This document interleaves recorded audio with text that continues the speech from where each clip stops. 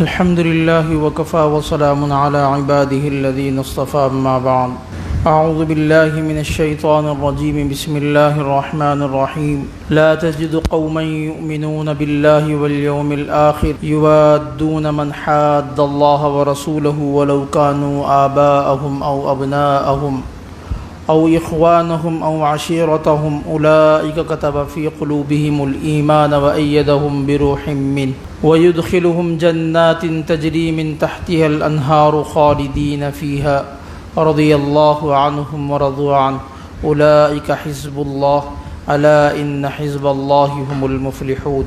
وقال تعالى في موضع آخر قل إن كان آباؤكم وأبناؤكم وإخوانكم وأزواجكم وعشيرتكم وأموال اقترفتموها وتجارة تخشون كسادها ومساكن ترضونها أحب إليكم من الله ورسوله وجهاد في سبيله فتربصوا حتى يأتي الله بأمره صدق الله العظيم.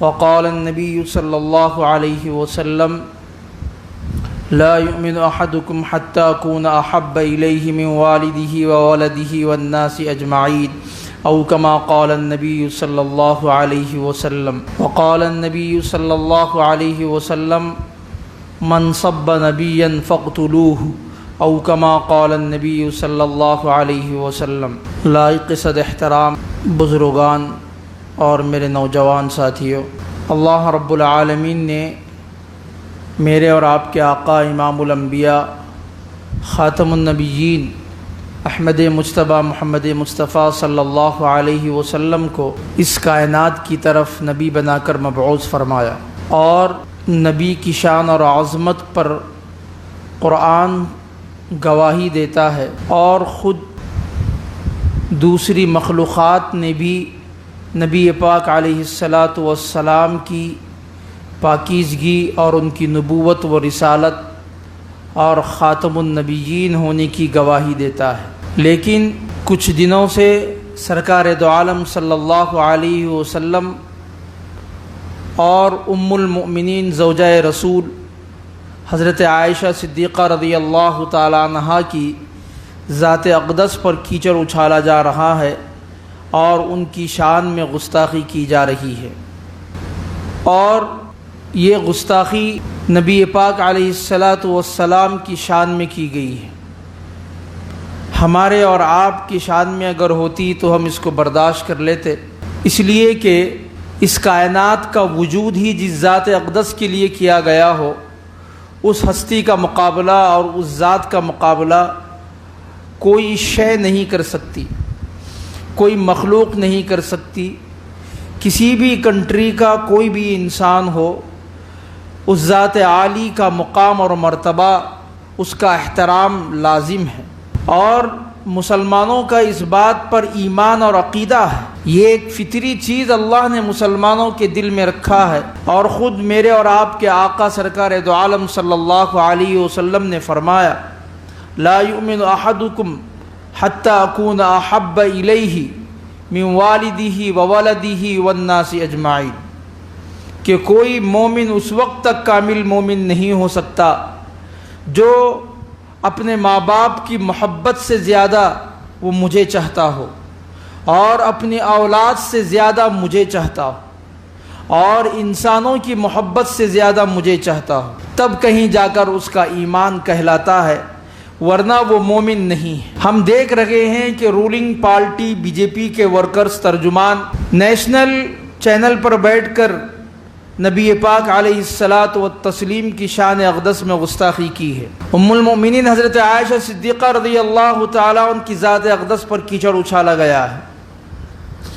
لیکن سب سے پہلے اس مسئلے کو سمجھنے کی ضرورت ہے کہ جس چیز کو لے کر یہ لوگ آج مسلمانوں کے جذبات کا کھلواڑ کر رہے ہیں اور مسلمانوں کے ایمان کو جھنجھوڑا جا رہا ہے، یہ بات طے ہے کہ حضرت عائشہ صدیقہ رضی اللہ تعالی عنہا سے سرکار دو عالم صلی اللہ علیہ وسلم نے 6 سال کی عمر میں حضرت عائشہ سے نکاح فرمایا اور 9 سال کی عمر میں رخصتی ہوئی. یہ طے ہے بات. صحیح بخاری اور صحیح مسلم کے اندر یہ بات موجود ہے. اور دشمنان اسلام کا اعتراض اسی باتوں کو لے کر ہے، اور اس بات کو سمجھنا بہت ضروری ہے کہ دشمنان اسلام جن واقعات کو اور جن احادیث کو لے کر آج اعتراض کر رہے ہیں، ان میں سب سے اہم مسئلہ ان کے نزدیک حضرت عائشہ صدیقہ رضی اللہ تعالی عنہا کی عمر مبارک 6 سال کی تھی کہ آپ صلی اللہ علیہ وسلم نے ان سے نکاح فرمایا، اور 9 سال کی عمر تھی حضرت عائشہ صدیقہ رضی اللہ تعالی عنہا کی کہ ان کی رخصتی ہوئی. تو اس سوال کا جواب صاحب علم کے پاس اگر آؤ گے تو اس کا سوال کا جواب ملے گا. جو دانشور طبقہ ہے وہ جواب اس کا دے سکتا ہے، اہل علم اس کا جواب دے سکتے ہیں، علماء اس کا جواب دے سکتے ہیں، فقہاء اس کا جواب دے سکتے ہیں، اطباء اس کا جواب دے سکتے ہیں، انسائکلوپیڈیا اس کا جواب دے سکتی ہے. لیکن اس کے جواب کو سمجھنے سے پہلے ہم اور آپ کو جان لینا چاہیے کہ تاریخ کے اندر، ہسٹری کے اندر اس کی تحقیق بہت ضروری ہے. اگر ہم آج کا مسلمان بھی اگر اس کے سامنے یہ اعتراض رکھا جائے کہ آپ کے نبی نے حضرت عائشہ صدیقہ رضی اللہ تعالی عنہا سے صرف اور صرف 6 سال کی عمر میں نکاح کیا ہے، تو آج کا مسلمان کہے گا واقعتاً یہ بات صحیح ہے، لیکن وہ جواب دے نہیں پائے گا، اس لیے کہ وہ ایمان اسے جھنجھوڑ رہا ہوگا. لیکن جہالت تو آج ہر جگہ پھیلی ہوئی ہے. اس جہالت کے سامنے آنے کے بعد اس سے جواب بن نہیں پڑے گا، جس کی وجہ سے دشمن تالیاں بجاتا جائے گا. تو آج ہم دشمن کو آئینہ بتائیں گے کہ دنیا کے اندر اور آج سے 1400 سال پہلے کا مزاج معاشرے میں کیا ماحول تھا، اور آج سے 150 سال پہلے معاشرے میں کیا حال تھا، اور مختلف کنٹریوں کے اندر کیا حالات تھے. اس کو سمجھنا بہت ضروری ہے. اگر آج ہم اس کو نہیں سمجھیں گے، تاریخ کے اس پس منظر کو نہیں جانیں گے، تو ہم یہ دشمنان اسلام کا جواب نہیں دے سکتے. حضرت عائشہ صدیقہ رضی اللہ تعالی عنہا کی ذات اقدس پر کیچڑ اچھالنے سے پہلے ان لوگوں کو یہ سوچ لینا چاہیے کہ تاریخ پڑھ کر آئے، ہسٹری پڑھ کر آئے. میں آپ کو بتاؤں گا کہ دنیا کے چند ممالک ایسے ہیں جیسے یورپ ہے، ایشیا ہے، افریقہ ہے، امریکہ ہے. ان کنٹریوں کے اندر 9 سال سے 14 سال کی عمر کی لڑکیوں کو شادی ان کی جاتی تھی. 9 سال سے 14 سال کی عمر کی بچیوں کی شادی ان کنٹریوں میں کی جاتی تھی. مثال کے طور پر سینٹ اگسٹین جس نے نکاح کیا تھا، جس لڑکی کی عمر 10 سال تھی، اور اسی طرح سے کنگ رچرڈ، راجہ رچرڈ نے جس لڑکی سے نکاح کیا تھا، اس لڑکی کی عمر 7 سال کی تھی. یہ تو میں مثال کے طور پر دے رہا ہوں. ہسٹری میں ایسے کئیوں ملیں گے جہاں بچیوں کے نکاح کی عمر، لڑکیوں کی نکاح کی عمر 7 سال 10 سال ہے. اور ہم اور آپ تھوڑی بہت بھی عقل رکھنے والے لوگ اس بات سے واقف ہیں کہ زمانہ جوں جوں گزرتا جاتا ہے، جس میں انسانی کے اعضاء کے اندر بھی گراوٹ آتی ہے، اس لیے کہ وہ جو غذائیں کھاتا ہے، اس غذائیوں کے اندر سے آرگینک غذاؤں کا جو مادہ ہے وہ ختم ہوتا چلا جاتا ہے، جس کی وجہ سے انسانیت کی غذائیں جو نشو نمائی ہوتی ہے، ان نشو نمائیوں کے اندر بھی وہ کمزوریاں، وہ کمیاں آنا شروع ہو جاتی ہے. یہ اصول تو ذہن میں ہر پڑھے لکھے، چھوٹا موٹا پڑھا لکھا انسان بھی یہ جانتا ہے کہ ایک آدمی کی عمر جس طرح سے بڑھتی رہتی ہے اس میں کمزوریاں آتی ہے. اسی طرح سے زمانہ جو ہی دراز ہوتے رہتا ہے، غذاؤں کے اندر کمی آنا شروع ہو جاتی ہے، تو جسم انسانی کے اعضاء میں بھی وہ کمزوریاں آنا شروع ہو جاتی ہیں. اسی طرح سے ہم آگے چلیں گے. ہنری نے جس لڑکی سے شادی کی تھی، اس لڑکی کی عمر 6 سال کی تھی. یہ تو یورپ اور عیسائیوں کے اندر بھی ہم دیکھتے ہیں کہ Bible chapter number 31 verses number 17 کے اندر ایک اصول لکھا ہوا ہے، ہر وہ لڑکی جو باکرہ ہے اس کو اپنے لیے محفوظ رکھو۔ کیا مطلب؟ کہ جو لڑکیاں باکرہ ہوتی ہیں یعنی بلوغت کو پہنچتی ہے وہ فوراً اس سے نکاح کرو۔ موجودہ بائبلز کے اندر یہ بات لکھی ہوئی ہے، موجودہ بائبلز کے اندر۔ تو ان کی عمر کتنی ہوتی تھی؟ ان کی عمر بڑی مشکل سے 10 سال 7 سال، تبھی تو وہ لوگ کر رہے تھے۔ یہ بات بائبل میں لکھی ہوئی ہے۔ اور اسی طرح سے آگے چلیں، 1929 سے پہلے برطانیہ کے اندر چرچ آف انگلینڈ کے وزراء 12 سال کی عمر سے 12 سال کی عمر کی لڑکیوں سے شادی کرنے کا رواج تھا۔ 1929 سے پہلے کی بات کر رہا ہوں میں، 1929 سے پہلے۔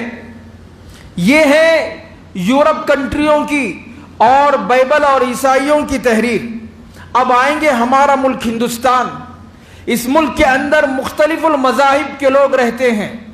یہاں سب سے زیادہ مذہب جو اپنے آپ کو کہتے ہیں یہ لوگ ہندو مذہب۔ ہم ہندو مذہب کی کتابوں کو کھنگالیں گے، ہندو مذہب کی بچیوں کی ہسٹری کو دیکھیں گے تو ہندوؤں کے اندر سب سے مشہور کتاب ہندو مذہب میں پڑھی جانے والی منوس مرتی، اس کے اندر کیا لکھا ہوا ہے؟ منوس مرتی کتاب کے اندر یہ بات لکھی ہوئی ہے کہ لڑکی بالغ ہونے سے پہلے اس کی شادی کر دینا چاہیے۔ لڑکی بالغ ہونے سے پہلے اس کی شادی کر دینا چاہیے۔ یہ کتاب نمبر منوس مرتی کے اندر یہ بات لکھی ہوئی ہے۔ کیوں؟ کیا وجہ ہے اس طرح سے؟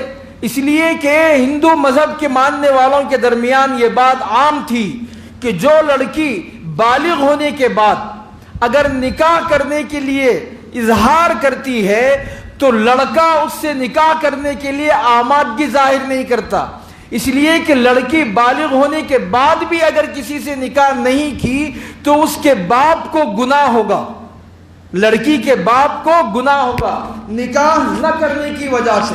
نکاح نہ کرنے کی وجہ سے باپ گنہگار ہوگا اور آٹومیٹکلی نچلے ذات میں وہ چلے جاتی تھی۔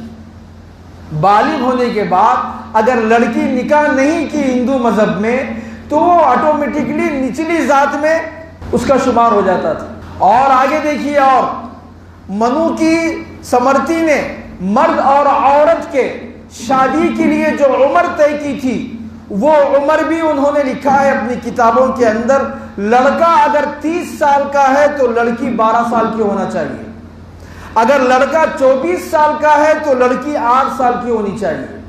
یہ ان کی کتابوں میں لکھا ہوا ہے۔ اور آگے چلیے، زمانہ جو جو بڑھتا گیا، برہسپتی اور مہابھارتا کی تعلیم کے مطابق، برہسپتی اور مہابھارتا کی جو تعلیم ہے ان تعلیموں کے مطابق ہندو لڑکیوں کی شادی کی عمر جو بتائی گئی ہے اس کے اندر 10 سال اور 7 سال بتائی گئی ہے۔ 10 سال کی عمر میں لڑکی کی شادی ہونا چاہیے اور 7 سال کی عمر میں لڑکی کی شادی ہونا چاہیے۔ اور آگے چلیے، اس کے بعد کا زمانہ آیا، شلوکاس کے اندر کیا لکھا ہوا ہے؟ شلوکاس میں یہ لکھا ہوا ہے کہ شادی کے لیے کم سے کم عمر لڑکی کی 4 سال سے 6 سال رہنا چاہیے، 4 سال سے 6 سال کی رہنا چاہیے کم سے کم عمر شادی کے لیے۔ اور زیادہ سے زیادہ جو لکھا ہوا ہے 8 سال بتائی گئی ہے۔ یہ ہندو دھرم کی کتابوں میں لکھا ہوا ہے۔ آج اسلام کی اور امہات المومنین پوری دنیا کے مومنین کی ماں پر انگلی اٹھانے سے پہلے اپنی کتابوں کو پڑھ لیتے اور اپنی تاریخ کو پڑھ لیتے، اپنی مذہب کی کتابوں کا مطالعہ اور اسٹڈی کرتے تو آج یہ جواب نہیں دینا پڑتا تھا ہمیں منہ کھلوانے پر مجبور کر رہے ہو، ورنہ تو ہم کسی بھی دھرم کی کسی بھی مذہب کی ہجو بیانی نہیں کرتے۔ آج ہم تمہیں اپنی کتابوں سے، تمہاری کتابوں سے تمہارا آئینہ بتانا چاہتے ہیں، اس آئینے کے اندر تمہارا چہرہ بتانا چاہتے ہیں۔ اور کیوں لکھا ہے معلوم؟ آگے کیا لکھا ہے؟ بچیاں کپڑے پہننے سے پہلے لڑکیوں کی شادی کر دینا چاہیے۔ اب بتائیے بھائی، بچیاں کپڑے پہننا کب شروع کرتی ہے؟ آج بھی ہندو دھرم میں آج بھی ہندو دھرم میں کم عمر کی بچیوں کی شادیاں ہو رہی ہے۔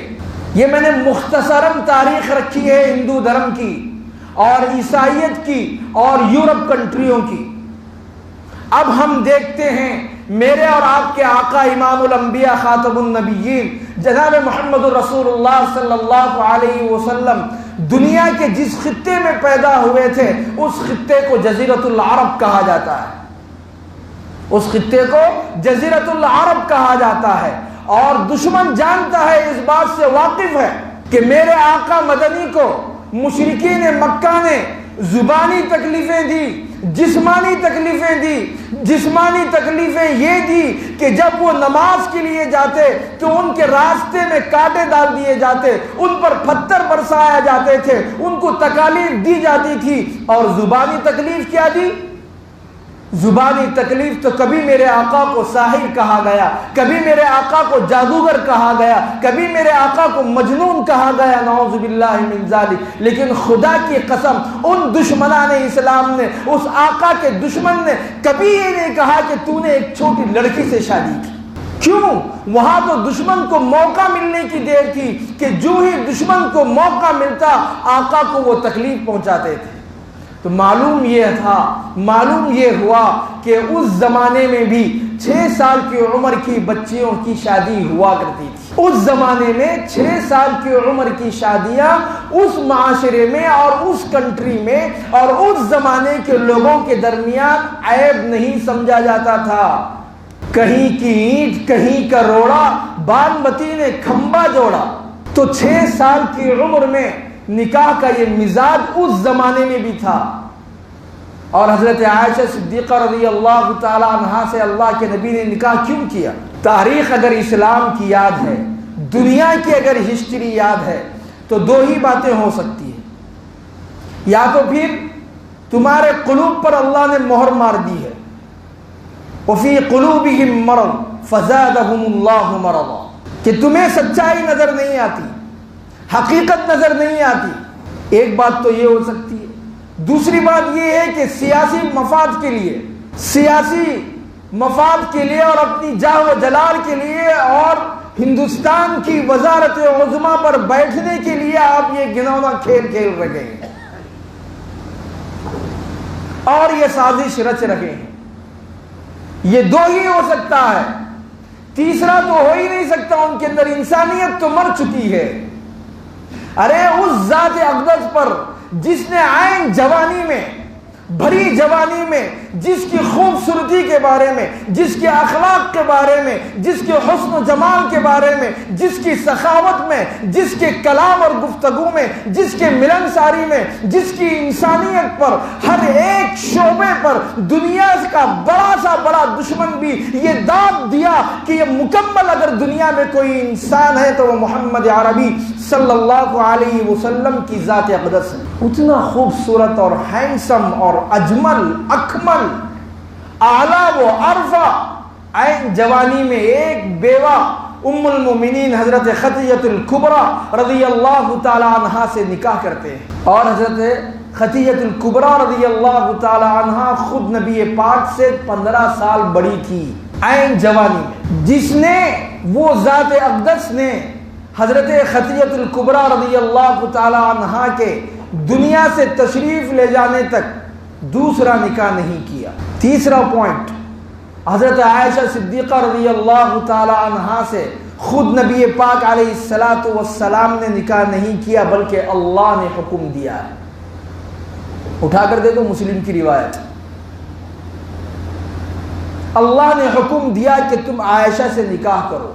اگر انسانیت کے اعتبار سے آپ جو الزامات ان بی جے پی اور RSS کے ذہنوں میں جو بیٹھے ہوئے ہیں وہ الزامات تم یہاں آج لگا رہے ہو، 1400 سال پہلے بھی تمہارے سے خطرناک دشمن موجود تھے آقا کے، لیکن ان لوگوں نے کبھی یہ الزام نہیں لگایا۔ اتنے با اخلاق، اتنے اکمل اور اتنے بلند مرتبے کی شخصیت اور ذات تھی کہ دشمن بھی یہ الزام لگانے سے پہلے کانپتا تھا۔ لیکن آج سرکار دو عالم صلی اللہ علیہ وسلم نے جو مختلف اور متعدد جو نکاح کیے ہیں اس کی حکمتیں بہت ساری ہیں۔ اگر میں صرف ام المؤمنین حضرت عائشہ صدیقہ رضی اللہ تعالی عنہا کے بارے میں کہوں تو کافی ہے آج کے لیے۔ حضرت عائشہ رضی اللہ تعالی عنہا سے نکاح کرنے کے مختلف حکمتیں علماء نے محدثین نے بیان فرمائے۔ سب سے پہلی حکمت تو یہ ہے کہ حضرت عائشہ صدیقہ رضی اللہ تعالی عنہا بہت ہی ذہین اور بہت ہی حافظہ کے اندر قوی تھی۔ یہی وجہ ہے کہ 2000 سے زائد احادیث نبی سے وہ بیان کرتی ہے۔ 2000 سے زائد احادیث کس کو کہتے ہیں؟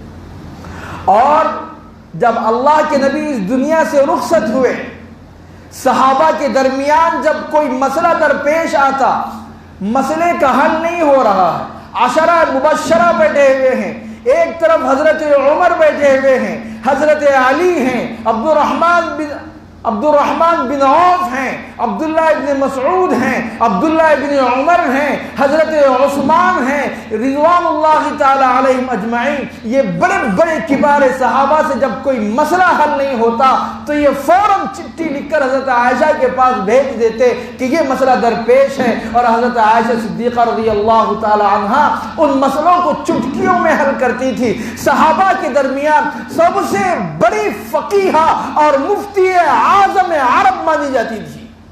یہ حکمت ہے حضرت عائشہ سے نکاح کرنے کا۔ اللہ نے نکاح کروایا ہے، حضور نے خود سے نکاح نہیں کیا تھا حضرت عائشہ سے۔ اور تو اور ام المؤمنین حضرت عائشہ صدیقہ رضی اللہ تعالی عنہا حضور کے دنیا سے تشریف لے جانے کے بعد جو خواتین کے مسائل تھے، جو اندرونی مسائل ہوتے ہیں، عورتوں کے جو مخصوص مسائل ہوتے ہیں، ان مخصوص مسائل کا حل بھی صحابہ کے درمیان مختلف فی اگر ہوتا تو ان مسئلوں کا حل بھی حضرت عائشہ رضی اللہ تعالی عنہ فرمایا کرتی تھی۔ تو یہ تھی بڑی فقیہہ۔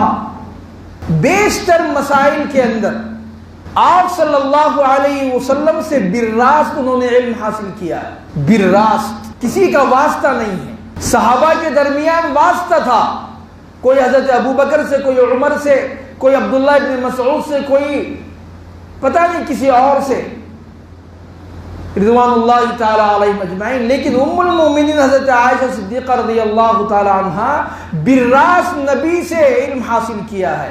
یہ حکمت تھی نکاح کی، اور بے شمار حکمتیں ہیں حضرت عائشہ کے نکاح کا مقصد اللہ نے حضور سے کیوں کروایا۔ آج یہ حکومت کے باشندے میرے آقا کی ذات پر، ام المؤمنین حضرت عائشہ پر اعتراض کرتے ہیں، آج ہم نے ان کا بانڈا پھوڑ دیا ہے۔ ان کی کتابوں کے اندر 4 سال کی عمر کی بچیوں سے شادیاں کرنا لکھا ہوا ہے، اور یہ صرف لکھا ہوا نہیں ہے، یہ عمل بھی ہوتا تھا، آج بھی ہندو دھرم میں ہو رہا ہے، نچلی ذات اور نچلی طبقات کے اندر آج بھی ہو رہا ہے، یہ عملی طور پر ہو رہا ہے۔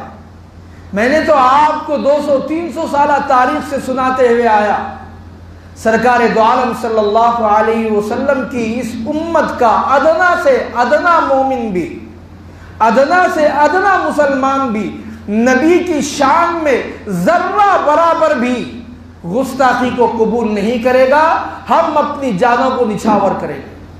قرآن کا حکم ہے، قُلْ إِنْ كَانَ آبَاؤُكُمْ وَأَبْنَاؤُكُمْ وَإِخْوَانُكُمْ وَأَزْوَاجُكُمْ وَعَشِيرَتُكُمْ وَأَمْوَالٌ اقْتَرَفْتُمُوهَا وَتِجَارَةٌ تَخْشَوْنَ كَسَادَهَا وَمَسَاكِنُ تَرْضَوْنَهَا أَحَبَّ إِلَيْكُم مِّنَ اللَّهِ وَرَسُولِهِ وَجِهَادٍ فِي سَبِيلِهِ فَتَرَبَّصُوا حَتَّىٰ يَأْتِيَ اللَّهُ بِأَمْرِهِ۔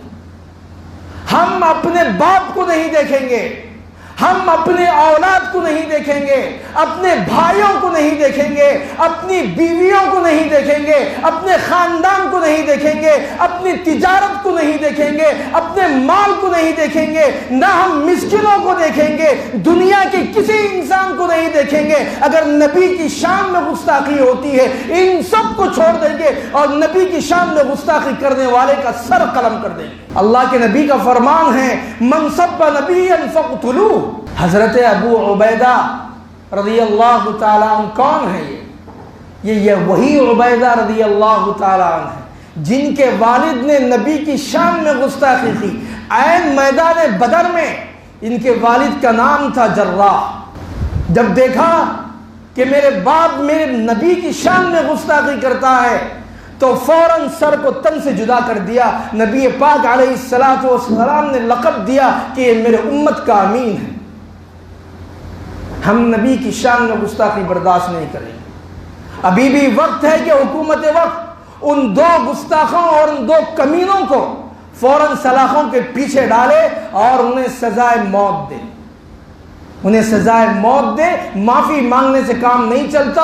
معافی یہ امت کوئی ٹھیکہ لے کر نہیں بیٹھی ہے. یہ امت کو نبی کا حکم ہے, قرآن کا حکم ہے. ہم قانون کو بالائے طاق رکھ سکتے تھے, لیکن ہمیں یہ ملک عزیز ہے, ہمیں یہاں کے اور باشندے بھی ہمارے لیے عزیز ہے, لیکن وہ گستاخ ہمارے لیے عزیز نہیں ہو سکتا. ہم اس کا سر قلم کر رہیں گے, ہم اس کو کاٹ کر رکھیں گے, ہم ان کو سلاخوں کے پیچھے دیکھیں گے, ہم انہیں پھانسیوں کے پھندوں پر دیکھنا چاہتے ہیں. تب کہیں جا کر ہمارے احساس میں کمی ہو سکتی ہے اور ہمارے عشق میں بڑھوتری ہوتی رہے گی جب تک تم ان دو گستاخوں کو سزا نہیں دو گے. اللہ رب العالمین نے قرآن میں تو صاف اعلان کر دیا کہ اللہ اور اس کے رسول کی محبت سے بڑھ کر یہ 8 چیزیں نہیں آ سکتی, اور ان 8 چیزوں کو ہم پیچھے پھینک دیں گے اور نبی اور اللہ کی محبت میں ہم آگے بڑھیں گے. اس لیے ہم احتجاج کرنا ہوگا, ہمیں ریالیاں نکالنا ہوگا, ہمیں روڈوں پر آنا ہوگا. ان گستاخوں کو جب تک سزائے موت نہیں دی جائے گی امت مسلمہ کا کوئی باشندہ خاموش نہیں بیٹھے گا. جو اگر خاموش بیٹھے گا یاد رکھو وہ اسی کی نسل میں سے مانا جائے گا, وہ انہی کی نسل میں سے مانا جائے گا. ہم عاشق رسول اگر ہیں تو ہم کو نکلنا ہوگا. آج اسی پر رضا اکیڈمی کے ذریعے سے ایک احتجاج رکھا گیا ہے مسلم چوک پر. اس احتجاج میں شامل ہونا ہے. ہم تمام حضرات اپنے ہر ایک کو لے کر اس کے اندر شامل ہو جائیں. اللہ رب العالمین سے دعا ہے کہ اللہ ہمارے اندر وہ جرأت اور ہمت دے کہ ہم تیرے حبیب کے گستاخوں کا سر قلم کرنے کی توفیق دے, یا پھر انہیں سزا دلانے تک ہماری سے جو محنتیں اور جو قربانیاں ہیں اللہ ہم سے لے اور اس کو قبول فرمائے.